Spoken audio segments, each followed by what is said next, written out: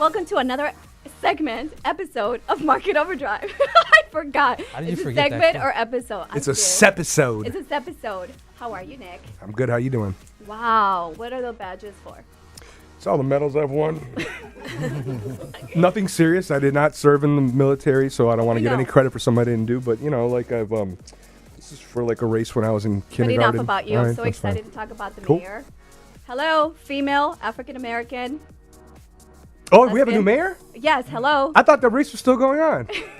I know it's between two female African Americans, so I figured one of them would win. Is this it? Am I going to lose this? The race is still going on, I thought. Oh, my God. It's official? Honestly, I've been busy, so it's a blur for me. Okay, but yeah. that's so awesome. That's great. Empowerment women this year, 2019. There you go. Have arrived. Mm-hmm. Welcome to Market Overdrive, Nick. I'm here. How's the market? It's good.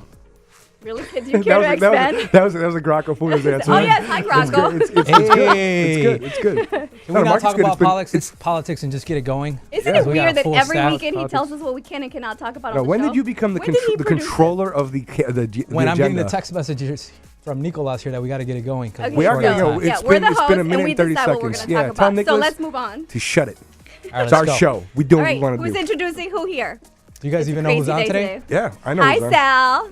Hi, Carlita. How are you? Good. I like how he said my name. You hear that? Carlita. Sound Can out you of a say it like movie. that? Carlita. Carlita's Way. I think it is a movie. Carlita's way. How are you, Sal? Doing wonderful. Thank you for having us again. Can you please tell us what you've been doing at El Consulado de Mexico this week? It's been a very exciting week. We have been working very hard with the new this program that they have to teach people about what are their economic rights, access to all kinds of different things from life insurance to real estate to loans.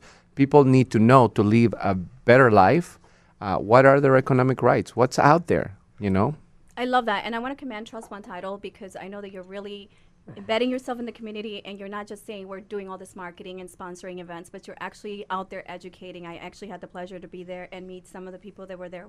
I know they were there to get their cards or Matricules, matricules, passports, and passports. But it's really cool to get into the community and find out what kind of information people are really seeking, right? Because on the outside looking in, we make assumptions about what the Mexican community is lacking when it comes to financial information. Right. It was really cool to learn that everybody wants to learn more about credit repair and then how to save money so that we can empower them to become homeowners. So thank you. I commend you and Trust One for doing that. Thank you. That's very kind of you. We And love doing it. today, you're actually here to promote another event, right, that you're doing? Absolutely. So some years ago, actually, through our connections with the folks over in Latino Fashion Week, I had the privilege of meeting the folks from Up to Us Sports and their amazing director of development now. National director is Amy Roscoe. And I'll let Amy tell us a little bit about what we're doing this weekend. Yeah, so this weekend we are honored to be taking over the entire House of Blues and bringing in 100 spin bikes and transforming the entire House of Blues into an inspiring fitness experience called Spin to Break the Cycle. And it's all to raise money to invest in our youth and in our communities and using that power of sport and of a coach to transform the lives of our youth. Wow, I've taken out the entire House of Blues once, but not nearly for as much of a productive reason as you have. Does that mean you're coming and you're going to be spinning? Mine was really expensive and really foolish. No, but tell us a little bit more. I mean, that sounds crazy. You're going to bring in, what'd you say, 100 bikes? Yeah, so we'll bring in 100 spin bikes. We've got top instructors from across the city coming in, DJ spinning a live music mix. Sure. And every hour we'll have a group of 100 people rotate through. Doors open at 8, starts at 9 with the first group, and every hour in the hour we've got another group coming through, doing the workout, celebrating afterwards. We've got massage, food, drinks, and most importantly, it's all for a great cause and good people coming together. Where does it go to again? What's the cause? The cause is Up to Us Sports, so using Sports. the power of sports and a well-trained coach to be able to teach life lessons that extend beyond the playing field.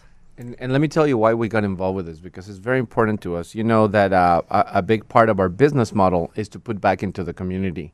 I have become familiar with this program for a few years now, and one of the great ideas is to be more inclusive, and I love that because all the money stays here in Chicago. I don't think that Amy mentioned that. A lot of national organizations give money everywhere, and that's great for our country, but the money we're raising stays here, and it goes to our communities. One of the things that we're trying to do is have more Latinos participate. We partner up with Trust One Title, with the law firm, and with Telemundo. So Telemundo is actually co-sponsoring it. for the Latino Hour. It's the first time we're going to have a Latino. And, of course, we have one of our celebrities is sitting right next to me, which is Mr. Graco Funes. I'm a celebrity? And he's going to be one of our members coming there. That was a big joke. Can we be inclusive and bring Albanians? I want to see this kid. Absolutely. I'm not a celebrity. So I love it. Can you tell us a little bit more, though, about the program and the children that you talk about?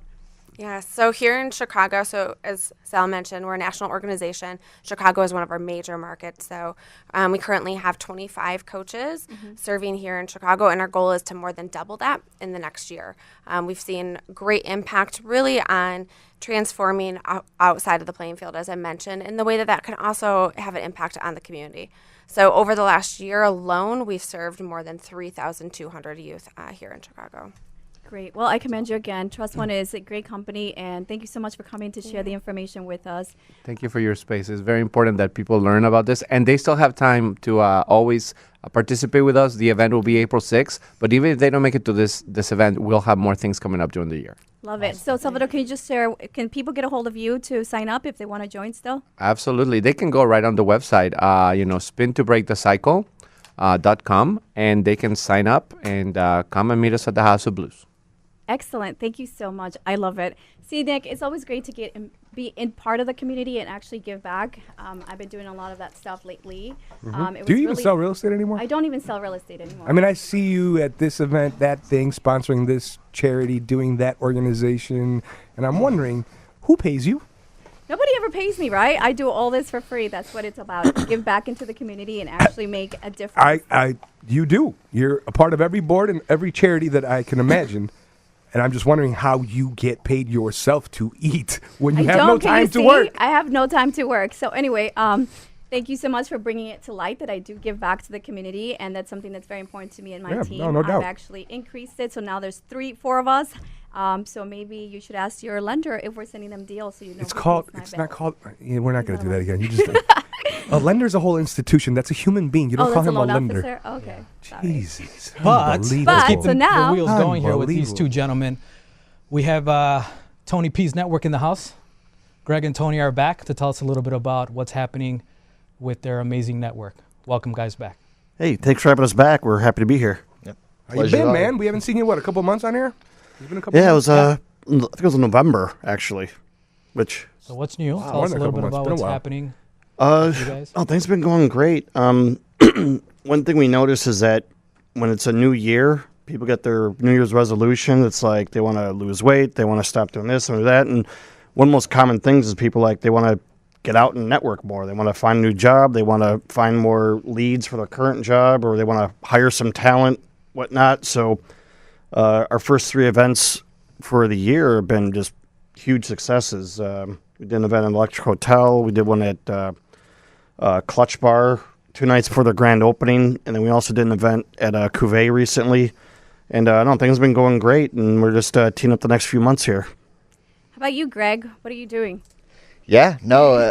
How are you supporting Mr. Tony? He's everywhere. I love it. Well, last time I remember Tony's out there doing all this other stuff, and Greg's dealing with the back end stuff, which we call the ugly work. We gave you a nickname when you were here. I don't. Was it Dirty Greg or something like that? Yeah, but here's the thing, though. Greg got this awesome new suit from Gentleman's Cooperative today, so he's clean. Greg deserves a suit. He's clean cut, Greg. He's the grinder. He deserves a suit. He's got to get payday for all the work he does on the backside. The back end stuff's much more difficult. Yeah. He does all the heavy lifting, and I help put the butts in the seats and get the buzz and excitement going.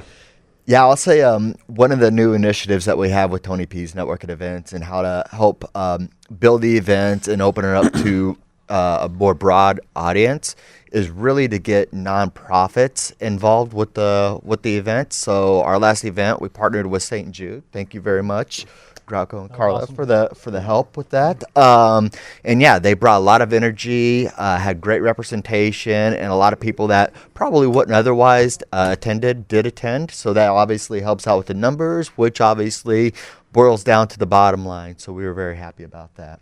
St. Jude. By the way, I need to tell both of you people, both of you St. Jude champions over here, that I am an Amazon freak. And I have signed up to make Smile. I keep buying stuff every day.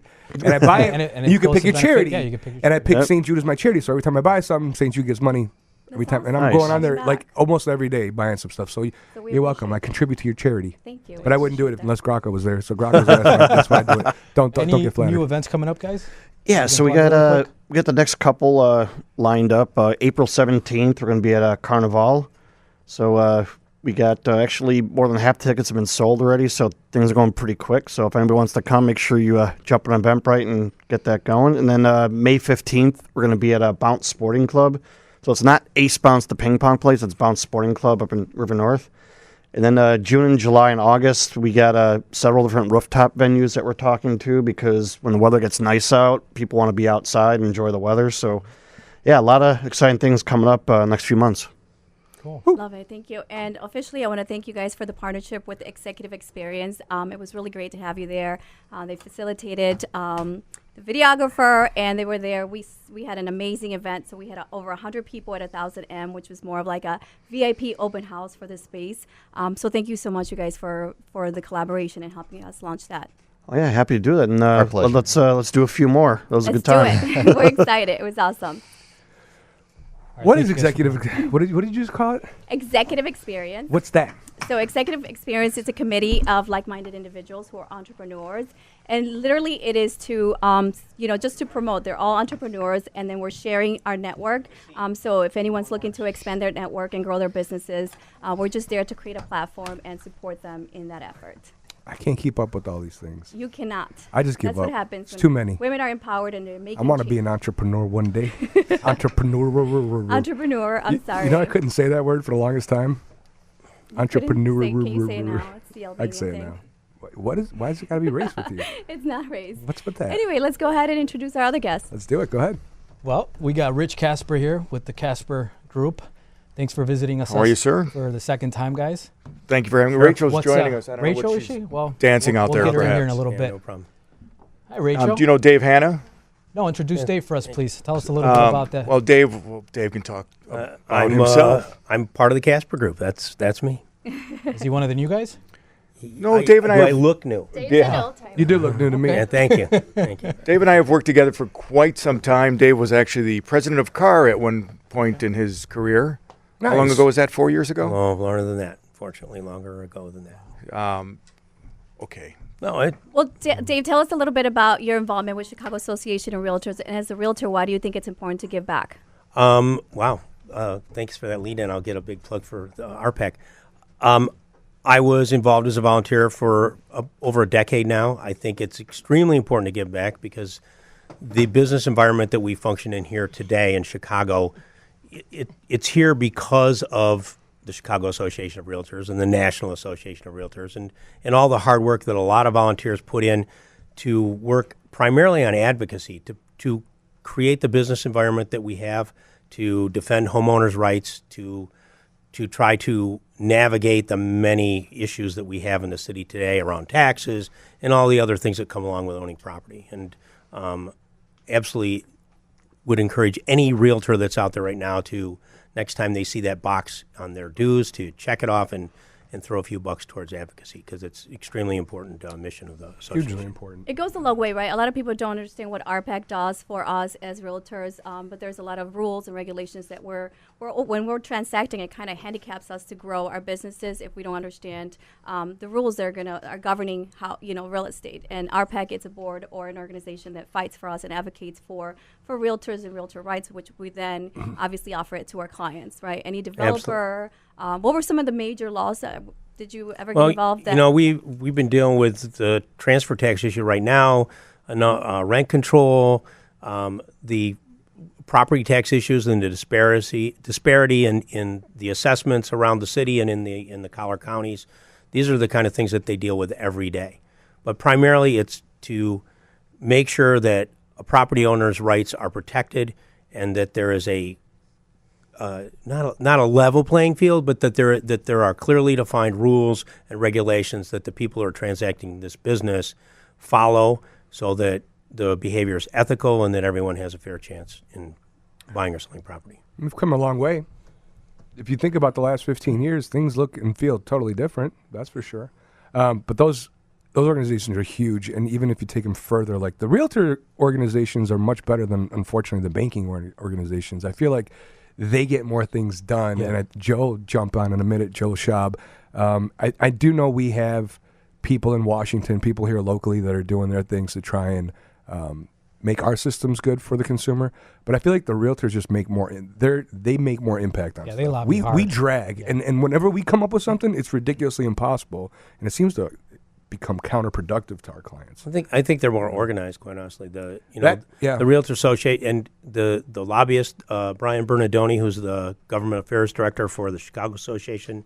He's on almost every week on your at 7:30 on Saturday mornings. But it is a very organized, targeted effort, and the lobbying is specifically. Maybe it's a little easier too for us because we're only lobbying around real estate. Right. We're not trying to lobby about the entire banking system, which reaches in a lot of different directions. I love it. I think it's very important to give back in time and also get involved with the Chicago Association of Realtors. I'm going to go ahead and plug myself again and give thanks to Maurice Hampton for naming me. He's the new president-elect, and I'm going to be sitting on his board. Thank you for allowing me that opportunity to co-chair your board for his next event. So I'm sorry, Nick. We are very busy. Always plugging, always leveraging, Carla. Always leveraging. Always leveraging. Hey, I That's what we Always do. be leveraging. So anyway, go ahead. Tell us a little bit about, all politics aside and Yes. all these rules and regulations, I really want to know what's going on with the Casper Group as far as the development Me too. and the new construction Nice. that you guys have been working on in the last 6 months. We've seen a great uptick, I think, in our business, not only our platform, but we've joined Compass. That is coming up on a year now that we've joined forces with Compass as a previous owner of Conlin Real Estate. We sold that entire company or had joined forces with Compass. That will be coming up in May.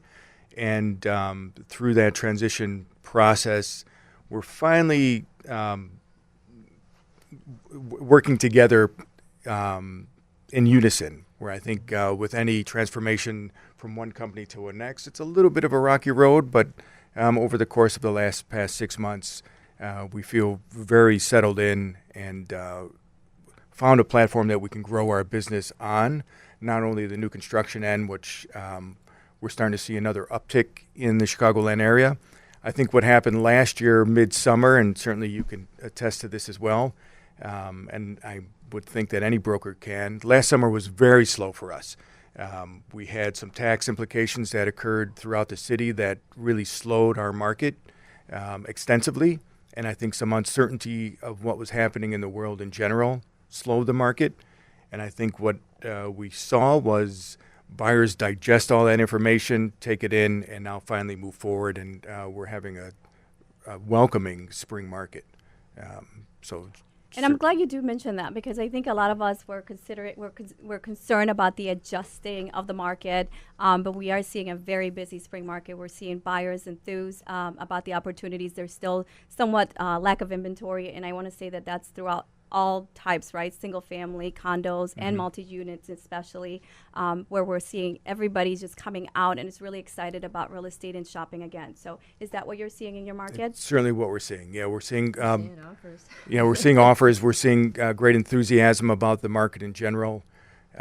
Certainly new construction is on the rise again. But we had a bit of a low there where a lot of our builders sat on their hands or had some uncertainty as well as to what was going to happen in this market, and we've seen that turn around. In regards to the group, we're building a group from 2 people, which was Rachel and I. That was our group. And we are now expanding that group with friends who I've had relationships with for quite some time, like Dave. We now have our group up to about 12. So we're feeling our way, but I think it's a really good thing. That's 600%. It is 600%. Yeah. But it all happened pretty quickly. 600% in the last Yeah. year. That's not There you bad. go. That's good. Can you like tell where us that a little sounds. bit about that market per se? Is there a difference in activity in the different price points, or are you seeing this overall? No, there's certainly activity in different price points where our 500 to 700 range is quite active, and anything above $1.7 million to $3 million still is a little bit slower, not only in activity but offers. And in regards to percentage of what we see from list price to offer price, certainly in the higher end market, that differential is much greater. than in the lower price market. So between 5 and 700, I think we're seeing 93% offers to start, and certainly ending up somewhere in the 95 to 96% range when it's said and done. And in the higher end market, we've seen as low as 85% first offers, and have to kind of trudge through that. Well, you're lucky try to I'm make not deals buying. happen. You're lucky I'm not buying in the higher end. I'm gonna throw 50 cents at you. I can see that. Well, get you 'cause at least. I mean, the If worst I you can remember say, right, the you- worst you can say is no. If I remember right, you've got a wardrobe to pay for, which is probably pretty extensive. The That's what shoes, I'm you had the saying. shoes. what That's I'm saying. right. The shoe man, And the the shoe man, badges. and the badges. And the The badges. badges, yes. The badges. He pays for his badges. Yeah. Different shoes today. Well, thank you so much for hanging out with us and sharing this this information with the audience. I think that overall, everyone it's been looking at us and just trying to find out what's going on with the market, because we've always been talking about like bidding wars. So if I dare to ask this question, what would you say are the expectations towards this upcoming summer market? Who wants to take that? My personal expectation is that the market will continue to improve from where it is right now. I think that we're seeing more buyer activity. The weather doesn't help. I mean, I know it's crazy to say that people don't go shopping when it's crappy out, but that's just the reality, especially coming out of the winter we had. And there's just other things to do when you have a nice day besides go look for a house. It's one of the challenges we have with the summer is everybody wants to go on vacation or spend time at the lake. But I think that inventory's starting to pick up. It's still definitely a market where the buyers, especially at the higher price points, have more control maybe than they had in the past. They certainly have more input. They are very particular about what they're looking for. They're very conscious. They're well educated, so they're very conscious of price point and what they expect to see when they walk into a house or a condominium at a certain price point. But I also think that there's some real good value out there. Builders have been adjusting their expectation, and I think homeowners as well. And if the market's active, everybody doesn't have to get that last dollar to let them move along to the next price point or their next home. And so I personally think we'll see a little bit of an uptick from where we are now. Great. I think back to the new construction question, some of our job is educating the consumer as to, in regards to pricing. Certainly construction costs have gone up over the course of the past year.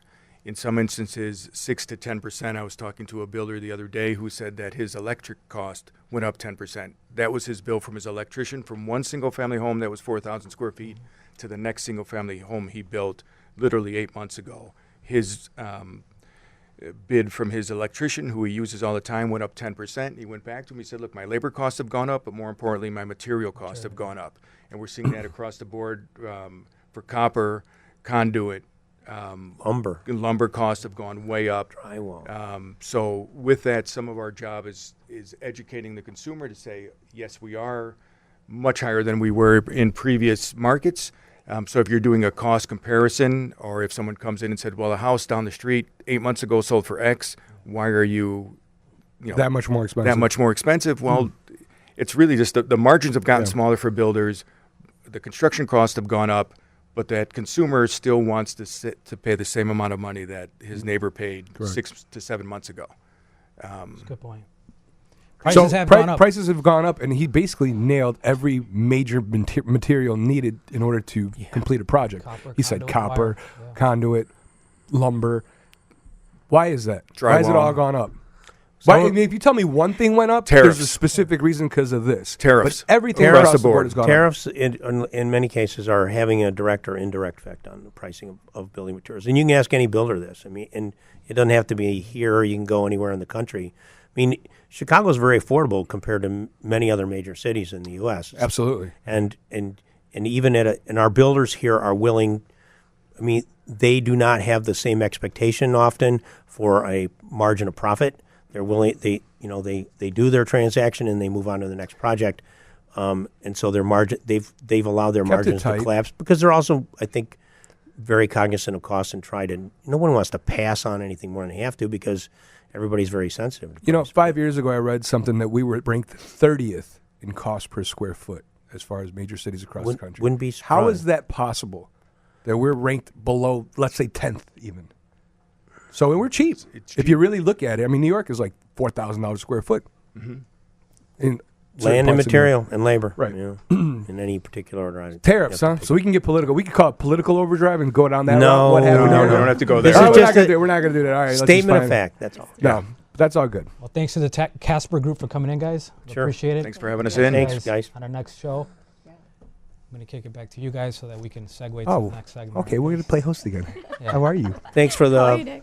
That's Thanks the for coming through, softball, guys. Carl. Thank you.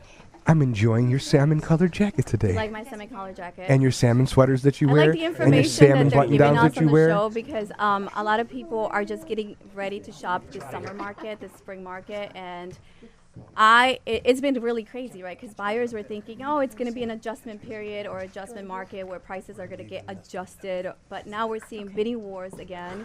And it's really crazy because if we're not calling Comparables, yeah. the realtors to find out if their property is still That was- still active, we're showing up and properties are already under contract. And what people don't understand that is we don't take properties off the MLS or mark them pending or under contract until we are in receipt of the earnest deposit. And sometimes there's a slow period in getting that earnest deposit and properties are still showing active.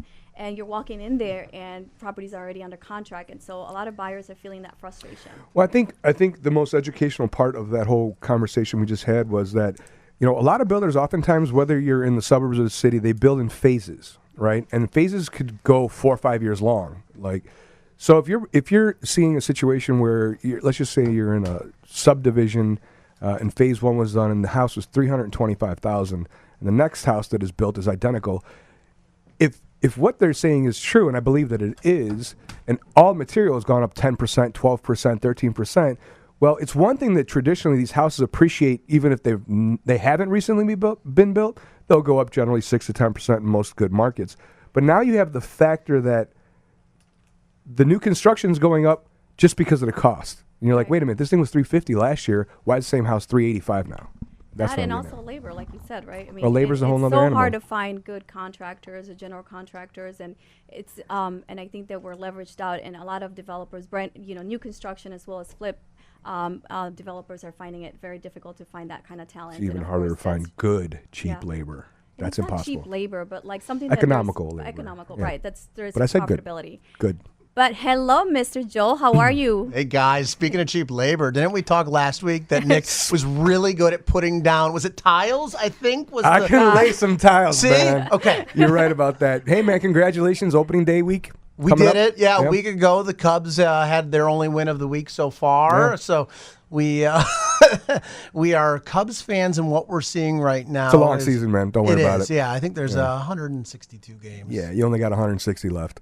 So we're here. How was It's, your event, though? I want to know more about that. We had Cubs opening day with Joel Schaub, and what I like to do is actually do something at a different location. You've Yeah. seen all the different events that Joel puts on, and what I like to do was invite people and not just talk about mortgages, not just talk about real estate, and really do something that was different. So this year, we had it at the new Lucky Strike Social directly across from Wrigley Field.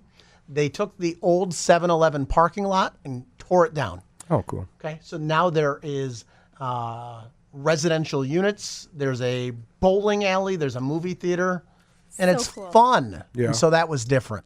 We I really love had a that good you're time. always making time to give back to the community, not just the real estate realtor community, but you're also, your clients, and you're celebrating with them. We did. It was Thursday afternoon. We had 166 people come out and actually support the Cubs opening day with Joel Schaub. And there's going to be several events coming up in the future. Future reference, I almost crashed your poker party. Yeah. He did. He I was saw going it, and to. I'm like, you know what? I said, don't you I'm dare. not going to do this. We just met. I'm not going to introduce myself like this. I'm going to stay away from the poker game. I play a lot. So it. it would have been fun. So next time you do one, Well, I'm one in. of the reasons I really enjoy your events is because there's a lot of giveaways. Were there giveaways at this event? We actually did something that was fun. Every time the Cubs scored, somebody won $100. So we really made it fun and different. My wife Christine really took the ball by the horns, or the bull by the horns, and literally created an event that was skee ball. So it was She's lovely. fun and it was different. And somebody came in and won $500 just for playing skee ball like you did as a kid. I love it. Joe You just guys leaked the make- secret. they make- Joe's got the same problem you have. A lot of events. Yeah. And I'm wondering how, and he's a top producer. He's a known top producer. How does he have time to close all these loans when there's constantly an event after an event? And there she is standing right behind me. And that makes all the sense in the world because it's insane. He's always doing something. But yeah, and I love it that you give back and also get your clients involved with these events. And seriously, the giveaways are hot. I need to make it to your next event. We're going to be doing other events, but for Market Overdrive, we're here. It's April, and one of the things that I was so excited about is my guest today, because we talk about this. We want people to tune in, and we really want them to get something out of this. We want them to actually be educated. And so today I have a guest that really wants to talk about giving the buyer everything and actually teaching them and making sure that they're protected during the transaction. So without further ado, I want to introduce Sam Shaffer from Chicago Properties. Sam, how are you doing today? I'm doing great. Thank you for the introduction. And I also want to say thank you so much for being a guest on the Carla Mina show. Wow, Sam, the door's right behind you, buddy. You guys don't even know how much did she pay you? Seriously, how much did she pay you for that one, Sam? I think Sam has seen me with my hair up in a ponytail, going to school to pick up the kids late and running late and just being crazy. So our kids went to the same school together. Nicolas and Joey are best friends since grammar school. Was it grammar? Yeah, yes? It's been great. So thank you. I appreciate the opportunity. Just a quick background on myself. So I started in real estate in 2003. Before I was in real estate, I was in the .com sector. And I remember calling my wife, telling her that I wanted to jump into real estate, quit my full-time job. And she said, ironically, I just got done watching an Oprah Winfrey show. And Oprah told me specifically that if you want to go and work for yourself, you need to have a half a year's salary saved. Well, Oprah's not always right. Nope. So anyway. Come on, Oprah's always right. Nope. That's true. Go ahead, Sam. Go ahead. So anyway, one of my college buddies, Dan Kravitz, had his own real estate company. And his niche was buying old buildings, rehabbing them, and renting them out. So I went to work for my friend Dan, and I was a rental agent. And that's how I started my career. And over that course, I was able to pick up a couple clients and develop my own niche.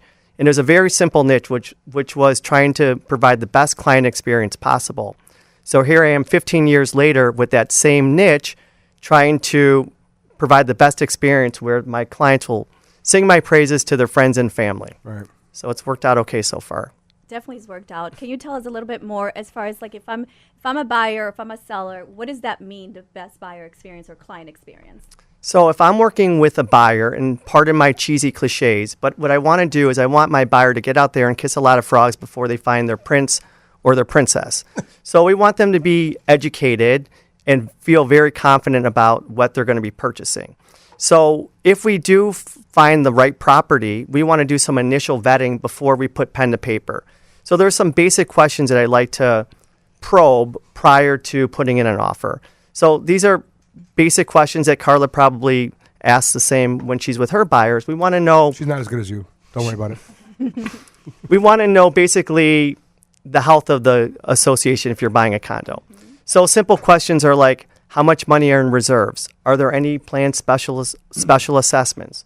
When was the building last sealed, tuck pointed? How many units are owner occupied versus rental? Are there rental restrictions? Are there pet restrictions? So we want to make sure that all checks out prior to putting pen to paper and putting in an offer. Those aren't simple questions. Those are very important questions. True. You'd think they're simple, but some of those are extremely important. It's really hard though, right? Because when someone comes to us and they want to have a buyer or seller consultation, it's important for the professional to guide the transaction and help people figure out what it is that they want. Because sometimes they don't even know that they want these things, and they come to us and they're like, "Well, I have a monthly payment budget, but I want 2,000 square feet, and I want it this location, and I heard the location is important." So it's part of the education process. How do you guide your clients in making sure that they understand the difference between a want and a need and what they can actually afford? That's a great question. So I think it comes back to educating the client. So a lot of times they do have expectations of what they can buy or what they can afford. And the best way to, I guess, drive home that point is for them to get out there, feel it, touch it, see it, walk through the unit. And then at that point, they can realize if this is a good value or not. When I work with the first-time home buyer, the first time I'm out with a buyer, my goal is for them to write a check and buy something. I want them, when we leave the last appointment, to walk into a showing and being like, this is a great deal or this is grossly overpriced. So we kind of learn together throughout the process. What are you saying? What are you seeing out there, Joe, when it comes to financing mortgages or getting people approved? Like, what is the difference? Is there a disparity between what they want and they can actually afford? A lot of times what we're finding is that somebody comes and they're paying a certain dollar amount in rent. And what we want to do is actually not just give them a pre-approval letter that says that you're approved up to this dollar amount. It's actually taking a step back, just like Sam was talking about, and actually finding out what the comfortability level is, making sure that they're out there looking at the right purchase price that meets what the payment should be. So that when I actually send a buyer back over to Sam, he's not out there looking at places just because the letter says they're good up to $900,000. If they really want to be at $5,500 all in a month, we need to make sure that you're out showing them the right type of places. And that's what years of experience do. And that's why I'm so glad that Sam's here.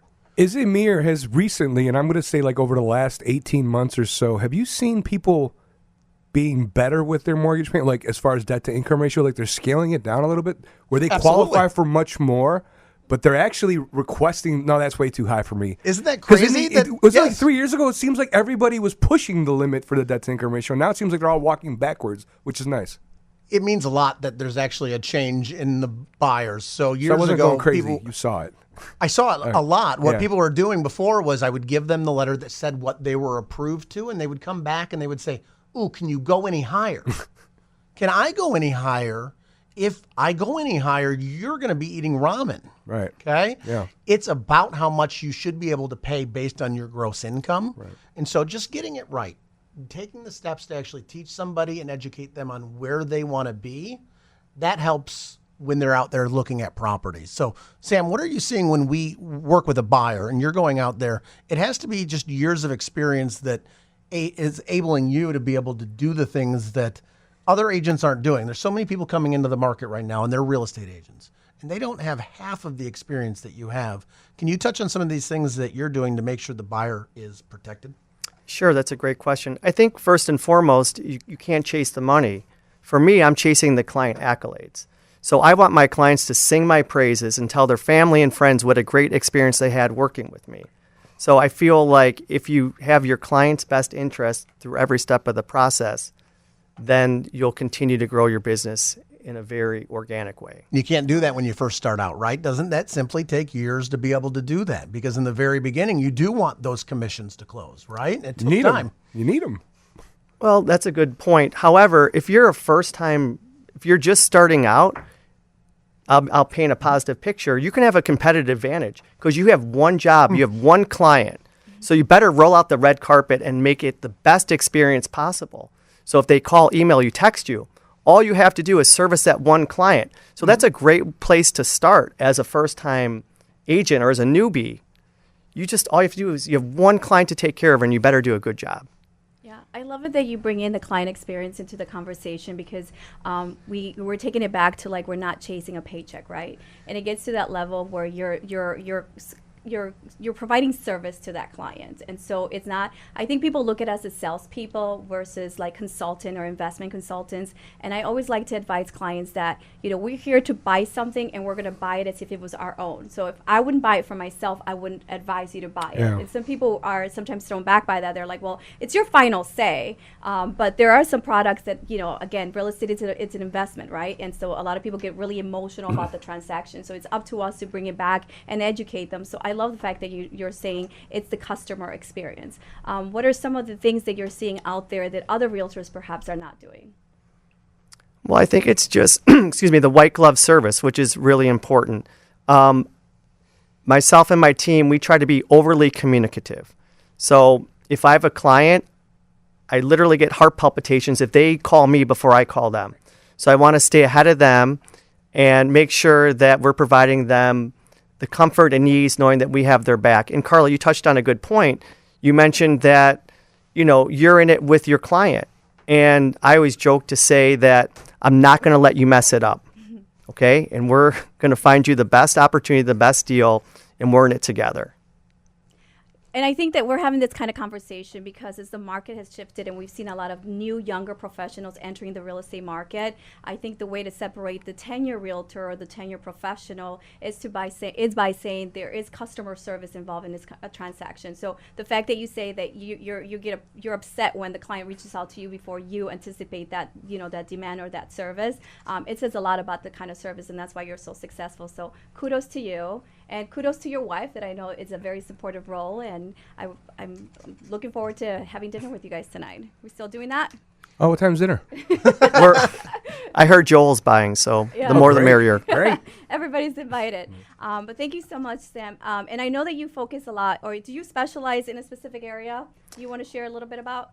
Sure. I mean, I'm really servicing the Chicagoland area. So from Bucktown as far north as Andersonville to the Gold Coast, mainly just the nice parts of Chicago I'm focusing on and trying to provide the best experience possible. Love it. How to get hold of you? Phone number, email. So I don't say this to be noble, but my phone is pretty much glued to my hip. I'm answering it pretty much 24/7.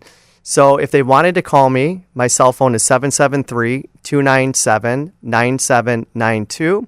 And email is sam, S-A-M, @shyprop.com, spelled C-H-I, like Chicago. P-R-O-P, like property. And Sam has a really cool office. Where is your office? My office is located at 2348 West Grand Avenue in Westtown. It's a very fun office. If you guys are looking to come check out some really cool raw space, the design of the office, kudos to you. I loved it. Thank you. So doing great things. Continue that hard work. Well, I appreciate it. Thank you, Carla. Good stuff. Thanks for being on. For sure. I mean, it's just great, Joel, to see you out there bringing us the best in the industry, because it elevates our audience's IQ as to what are the expectations to have for for when you're transacting and what you should expect from a professional. That's what we wanted to do this year on 2019 version of Market Overdrive, was bring real professionals that are giving back and actually teaching people that are listening that it's not just a sale. It's that there are people that are truly out there that are actually looking after you, and there are professionals that can actually be of assistance, because nowadays there's so much information that you can get online. There are so many things that agents just need to do to be that professional and get those additional referrals. And that's why I was so happy that Sam was here with us today. Yeah, Sam has been transacting for quite a while now, and I know that he's definitely done a lot. And are you involved in any organizations, Sam? So I do a lot of advocacy for JDRF, which is type 1 diabetes. And every year we sponsor a big JUF walk where we've raised lots of money for a great cause. Can you share a little bit about that and why you got so involved? Well, I have two boys, 9 and 12. My 9-year-old was diagnosed with type 1 diabetes at the age of 2.5 years old. So we've been living it, breathing it, and it's been it's a 24-hour job, 7 days a week, and we're just trying to find a cure. Love it. I know that sometimes we gravitate to support organizations that are dear to us and that make a difference. But I know, knowing you and your family personally, I know exactly how much you struggle with this. Also, with being in the public school system with a child that needed that extra assistance. Do you want to share a little bit about that? Sure. I mean, type 1 diabetes is something that you have to be extremely militant about. Basically, the disease is you have to monitor whatever you put in your body, and it has risks if your blood sugar levels get too high or get too low. So we're fortunate to be at a great school with a great nurse and a great support system, and the technology is getting better and better. So the money that we're raising is going towards a great cause. And I think that makes for a great realtor, just understanding that whole concept and working with families, because I know you work with a lot of families, and just knowing what it is like to work with families who are looking specifically for schools that can actually assist their kids with that kind of that special need per se, right? So you've dealt with it, the politics of CPS and taking over, making sure that there was changes. So kudos to you, because I know that with your son, you were able to impact our school. So thank you. I appreciate that. You bet. Well, Nick, Sam, did we already gave your information, so you guys know where to find Sam and you know where to find Joel? Guys, Joel Schaub is 773-654-2049 and on Instagram at Cubs Fan Mortgage Man. Love it. Thank you so much, Joel. So are you hosting any cool events, Nick? Grand openings here and there, maybe? Not yet. Not yet? Nope. Working on stuff.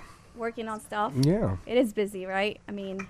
I'm plenty busy. Yeah, I can't complain. So I mean, the phones are definitely ringing harder. The clients are. It was like night and day. It's a really slow winter, and then like overnight, it became a really hectic spring, and there was no wind down and wind up. It was just like off, on, light switch. It was insane. So yeah, it's definitely a busy time right now for us. Definitely a great time. I think that we were all worried or concerned as to where the market was going. But I think everybody, again, you've heard everyone come in and kind of echo the same sentiment, right? That the market is definitely very active. So I think buyers should be aware and be prepared for that, because everybody was thinking that they were going to have great selection and opportunities to find a good deal. But I think that breaking into that summer market is going to be even hectier. Hectier. All right, it's Hector. going to be crazier. All right, Hector, let's move on to our new guest. Yes, please. How you been? It's been a long time since you've been on our show. Hi, like what, everybody. 3 years, Welcome, 4 welcome. years? Maybe. I think so. Ivonne Payes of Remax American Dream. Yes. I Hi, like it. guys. Hi. How you been? I feel like I'm back home. I haven't seen you guys in a while. That's because you've been so busy. We like to make Yes. everybody feel at home. This You're like is fabulous. Family. I know. This is a fabulous studio. Congratulations to everybody. You guys look amazing. Thank you. Nice to see you all, and thank you for having me back. Cause So how you been? What you been up to? Girl, just rushing. I need to just invest in a helicopter, you know. I love it. you don't own one yet? No, not yet. Oh, we have someone. That's on my that doesn't bucket own- list for well, next. She doesn't own a helicopter. You know? It's been good, very blessed, very busy. American Dream. I think when I first started, the last time I was here, I had not purchased the Remax. It's been great, fantastic. We've had really good, vibe going there with our agents. We're very happy with everybody that's on board, and we're just happy to continue to grow our new venture. Now, That's you a year and a focus- half now. Yeah. Congrats on that. Wow, So has it thank been that- you. Has it been that long already? Yes, it'll be 2 years since It feels October. like you just opened it. I know. That's because they keep growing. That team keeps getting bigger and bigger. Yeah. With all the accolades that she keeps I getting. saw them at the Remax Award. I'm sorry, not What is awards. it, Titan now? Remax. Are you Titan? You a We're Titan? Titan for our team, yes. And then you made Hall of Fame. Hall of Fame, I did in 4 years. That was a surprise, complete surprise. So we did the Payes team. I call myself a team with just one assistant, but now having 5 agents, we did Titan our first year. So that was fantastic You have to 5 get agents. that. That's a legitimate team now. Yes, for myself That's now, actually right? considered a company. That's a company. It's not I even a know. team. It's like you I start was a to get over company with 3 one people, person. You're no longer a team. You Right. get to 5, you're a company. So Absolutely. give us an idea what's going on, because you're a little bit of a distance traditionally from the city. You're in the northwest suburbs. Right. Classified as northwest. It's northwest. Okay. But northern Illinois. Markets have a area. tendency to be a little different, so it'd be nice to know exactly what's going on out there. How was the winter season? How is it? Has the spring season started yet officially? Completely, yes. It's fully back on. I feel after the polar vortex that we had those first few weeks. Actually, one of our agents got pregnant, so it was definitely a little slow up where we're at. Market, the market was a little bit steady. Some prices, started dropping, but now we're seeing it pick back up. A lot of, sellers are getting ready to list. Very active week right now with a lot of buyers, and there's a lot of inventory, but there's a lot of people now back buying with the lower rates that are really helping, push that drive for the, the buyers that are available now. Your opinion is at lower rates. I think so, yes. And I feel, with everything going on with government shutdown, I did feel that a lot of buyers were a little hesitant about, where really the market was going to go with that. I think that a lot of, from my conversations with clients, I feel that it did make them rethink of what purchasing power do I have now. But now I feel like people are just really taking advantage prior to the rates perhaps going back up. That's the conversation that that I'm hearing from a couple of the buyers that I'm working with right now. Do you feel it's busier, slower, or the same as last year this time? It's picking back up. It was definitely slow, but I feel like the last 2 weeks we're not quite there yet. I'm certain, our sellers want the line of, buyers at the door compared to previous years, how we were, in multiple offer situations, outbidding each other. We're not quite there yet, but I think maybe we'll get to a healthy midway at this season, Cool. We had some quick questions. One that I had in mind. How did you assemble this great team that you have now? Yes.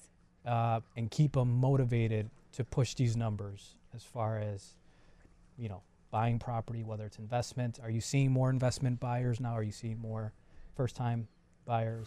Actually, both. So we're getting, I would call it a healthy mix of people that are already in properties that want to start tapping into, can I get a HELOC? Can I buy an investment property? Could I, what can I do if I sell? And can I buy maybe 2 properties with the money, with the equity that I have? For team purpose, really you need to have a strong core, and a core I refer to, of course, you being the team lead, but you definitely need to have the right staff to support a team, because if you're a producing broker like I am, right? I don't sit at the office and just manage. I'm out there selling too. Right. And so you need to have somebody that it's basically home base that brings everybody back together. And Control for me, tower. Control Tower. Yeah, her name is Nancy for me. She's fantastic. She follows up with every lead that is distributed to each agent, continues to hit up all the leads if the agents are not giving report back to her. It's the way that I set it up, so we need to see where you're at, where are the numbers at. I do actually about every 4 to 6 weeks, I do sit down with each of them individually and assess how they're doing, what they're struggling with. Do they need help to procure buyers? What are you doing to procure business on your own? So more of a mentorship as well. And that definitely did work for me last year. So out of those 5 agents, actually 3 of them are part-time. So I was very surprised that I had about a 10% rate of return of all the leads that were distributed to them, that they came back with contracts and closed. It's pretty good. Great stuff. Great So very... Aside from being a great agent, Ivonne also is the incoming president, right? For NAREP Chicago. NAREP Chicago. Yes. Touch a little bit about that, please. NAREP Chicago, getting reinvented. We have so much to educate our fellow realtors, lending professionals, anybody in the real estate industry, where it could be home inspectors to attorneys, title. We definitely want to touch base with everybody in our industry, in our sphere, to advocate for them to have education be a large piece of who you are in your business. So new logo was launched. The new 3 dots, if you see, of NAREP are networking, advocacy, and definitely education.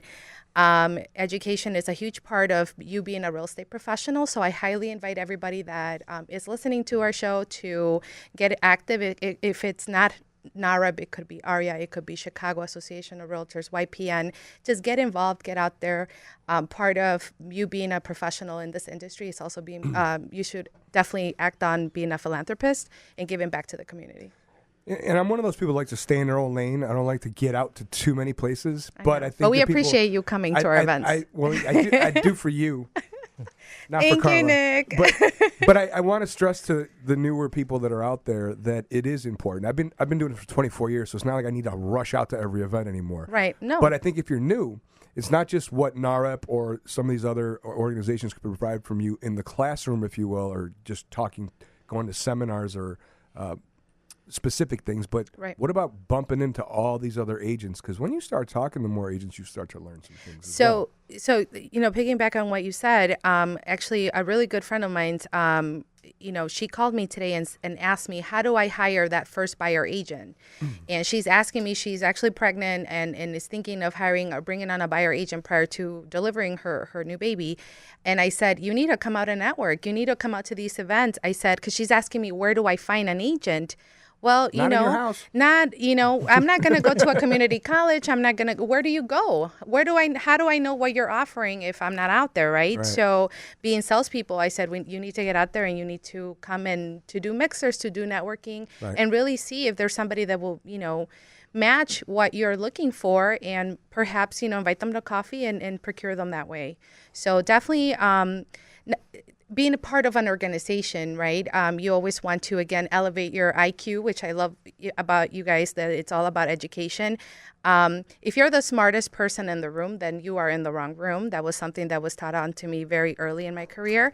And and I feel if you are looking to grow, you definitely need to get out there and see. You need to mingle with other people that know more. 24 years of experience. I don't know everything in 5 years, right? You know so much more. You've seen different markets. You can learn something if you have 20. I learned something from people with 2 years experience because it's such a big world we live in. Right. And that pours off as the benefit for the consumer then. When we learn little things, even from somebody that's got far less experience, it's like, oh, I never thought of it that way. And it just helps. Exactly. So, again, being out there, just picking each other's brains, I think.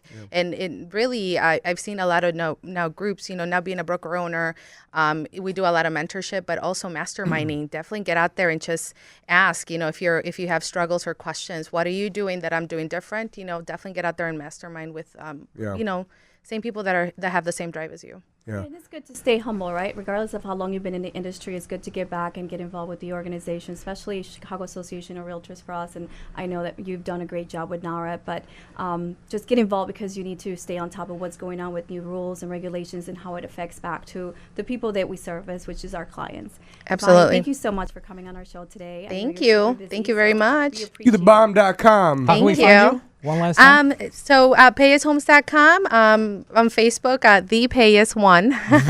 The Payes. There's a few Payeses out there. So I've had a lot of people reach out to me about taking me out to coffee, but I'll be happy to talk to anybody that wants to pick my brain. Thank you very much for having me. Thanks for coming on. Well, Let's wrap this up, sir. Great pleasure Ladies. hanging out with Nick tonight and doing Market Overdrive. Nick, would you like to close? Okay, here we go. And we want to thank all our guests, and you can catch this show on every show. Stop it. You can catch this show on every show that we have ever made, or episode, or what do we call it today? Sepisode? Episode. You can catch it on YouTube, of course, Facebook. It'll be cataloged on our website at www.marketoverdrive.com. And last but not least, and most importantly, go to the WGN podcast. You go over there, you can put on your iOS, subscribe. It'll be in your inbox, and you don't have to listen on Thursdays. You can listen on Friday. You can listen on Saturday night at 2 a.m. when you're out. Oh, That's exactly what everybody wants to do, right? I sometimes listen to Graco speaking at 2 a.m. on a Saturday. So catch the show, and, of course, follow us on Facebook /Market Overdrive, at Market Overdrive on Twitter, our Instagram, the whole 9 yards, and we will see you not next Thursday, but the following Thursday. I will be back. Carla won't be here, so it's going to be a special party, just me alone. See you then. Thank you for watching another episode of Market Overdrive. If you like the information, please make sure to double S, share, and subscribe, and also like, right? Yeah, make sure you follow us on marketoverdrive.com and all of our social media platforms, Instagram, Facebook, and YouTube. We'll see you soon.